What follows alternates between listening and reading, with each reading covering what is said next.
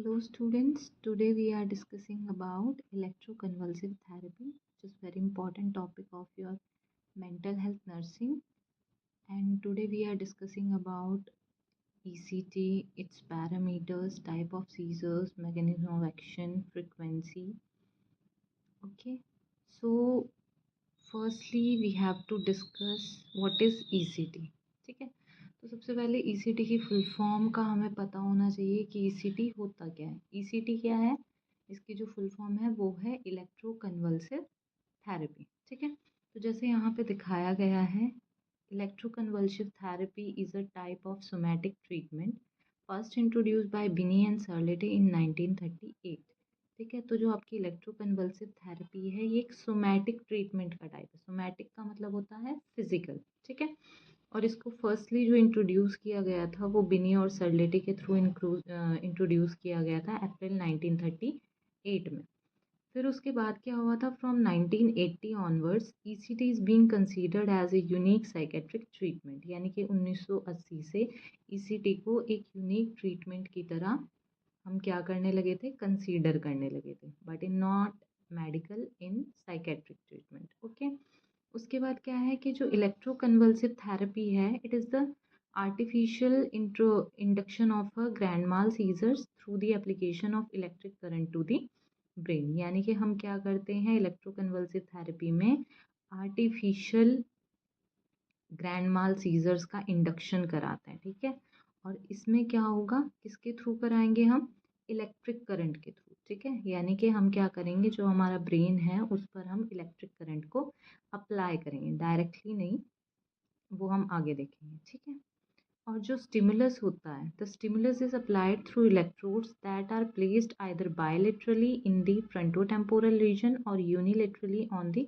Non dominant side. ठीक है, तो यानी कि इसमें जो हमारे स्टिमुलस है, स्टिमुलस क्या है, इलेक्ट्रोड, इलेक्ट्रोड्स के थ्रू ही क्या होगा, करंट पास होगा जिस भी पर्सन को आप क्या कर रहे हैं, ईसीटी प्रोवाइड कर रहे हैं। और ये दो तरह से आप इसको प्लेस कर सकते हो, यूनिलेटरली भी और बायलेटरली भी। ठीक है, वो मैं आगे आपको इमेज के थ्रू आपको बता दूंगी कि किस तरह से हम ईसीटी की प्लेसमेंट करते हैं, जो आपके इलेक्ट्रोड्स होते हैं। उसके बाद आता है parameters of electric current apply. ठीक है, जो भी आप क्या कर रहे हैं, करंट अप्लाई कर रहे हैं, कितनी उसकी वोल्टेज है, कितनी उसकी ड्यूरेशन है, वो भी हम यहाँ पे देख लेते हैं। ठीक है, तो standard dose according to American Psychiatric Association 1978, यानी कि जो आपकी अमेरिकन साइकेट्रिक एसोसिएशन है, उन्होंने क्या बताया है कि जो वोल्टेज है वो 70 टू 120 वोल्ट्स के अंदर होनी चाहिए, और जो ड्यूरेशन है वो 0.7 से 1.5 सेकेंड्स होना चाहिए। यानी कि इससे ज़्यादा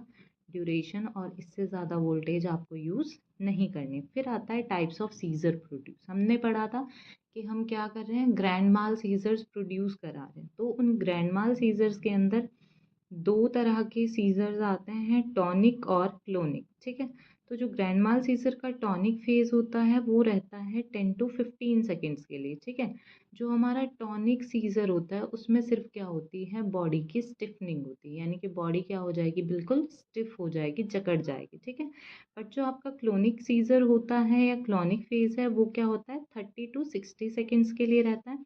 और इसमें क्या होता है, ट्विचनिंग होती है या फिर जर्की मूवमेंट्स देखी जाती है। ठीक है, जैसे होता है ना, चींटी काटते हैं या फिर बिल्कुल हाथ पैर मुड़ जाते हैं, तो इस तरह के चीज़ें हमें देखने को मिलती है जब क्लॉनिक सीजर आएगा। और जब टॉनिक सीजर आया तब मैंने आपको बताया कि स्टिफनिंग होती है बॉडी। ठीक है, उसके बाद आ जाता है इसका mechanism of action. Mechanism of action क्या है कि हम जिसका एग्जैक्ट एक्शन है वो अननोन है, हम नहीं कह सकते एग्जैक्टली कैसे काम करती है, कैसे काम नहीं करती है। बट एक हाइपोथेसिस क्या है, वो ये कहती है कि जो ईसीटी है वो क्या करती है, जो हमारे कैटेकोलेमाइन पाथवेज हैं, कहाँ पे, डायनसेफ्लॉन पे। ठीक है, जहाँ पे सीजर क्या होते हैं, जनरली अकर होते हैं। ठीक है, डायसेफ्लॉन और लिम्बिक सिस्टम जो हमारा होता है, ठीक है, वहाँ पर ये क्या करती है, काम करती है। वहाँ पर जो इसकी इंडक्शन है जो करंट का, वो जाके क्या करेगा, वहाँ सीजर्स को अकर कराएगा। ठीक है, आई बात समझ में। उसके बाद क्या है, टाइप्स ऑफ ईसीटी। ईसीटी दो तरह की होती है, डायरेक्ट ईसीटी और मॉडिफाइड ईसीटी। ठीक है, डायरेक्ट ईसीटी में क्या था कि पहले हम without any muscle relaxant, without any anaesthesia, हम डायरेक्टली क्या कर देते, करंट अप्लाई कर देते थे। ठीक है, अब ये जो मेथड है वो करंटली यूज़ नहीं किया जाता, इसको मोस्ट कॉमनली हम यूज़ नहीं करते।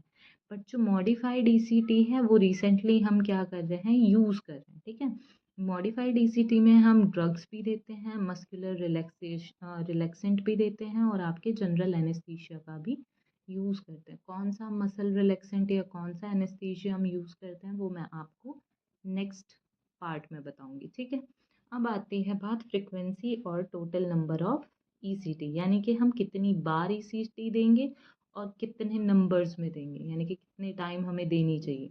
तो जो इसकी फ्रिक्वेंसी है वो 3 टाइम्स पर वीक और एज इंडिकेटेड, यानी कि आप क्या करोगे, हफ्ते में 3 बार ईसीटी दोगे, या फिर जैसा डॉक्टर ने प्रिस्क्राइब किया है, बताया है, या जैसी हमें नीड है उसके अकॉर्डिंग हम क्या कर सकते हैं, ईसीटी की फ्रिक्वेंसी को बढ़ाया घटा सकते हैं। उसके बाद आता है टोटल नंबर, कितनी ईसीटी आप दे सकते हैं।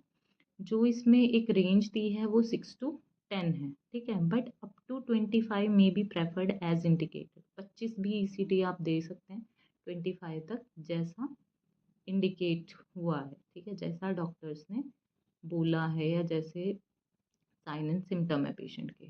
तो आई होप स्टूडेंट्स आपको ईसीटी के बारे में थोड़ा बहुत क्लियर हुआ होगा। अगर किसी का कोई डाउट है या फिर कोई कुछ और पूछना चाहता है ईसीटी से रिलेटेड, किसी की कोई और क्वेरीज हैं, तो वो कमेंट कर सकते हैं, या फिर उनको अगर किसी और टॉपिक पे कोई और वीडियो चाहिए, उसकी एक्सप्लेनेशन चाहिए टॉपिक की, तो आप नीचे कमेंट डाउन कर सकते हैं। तो मैं आपको अपनी नेक्स्ट वीडियो में उस टॉपिक को ब्रीफ कर दूँगी। ठीक है, थैंक यू ऑल। जिनको वीडियो अच्छी लगी हो प्लीज़ चैनल को सब्सक्राइब करें, और ऐसी